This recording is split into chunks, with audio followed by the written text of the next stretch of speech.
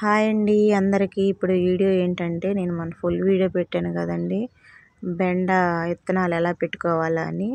ఇప్పుడైతే ఇగో చూడండి మొక్కలు ఎలా వచ్చినాయి. నాకు బెండ మొక్కలన్నీ భలే వచ్చినాయండి. నాకైతే భలే ఆనందంగా ఉంది. అలాగే బెండ మొక్కలతో పాటు పిచ్చి మొక్కలు కూడా వచ్చినాయి. పిచ్చి మొక్కలు అయితే ఇంకొంచెం పెద్దగా కానిచ్చి అప్పుడైతే తీసేయాలి వాటిని.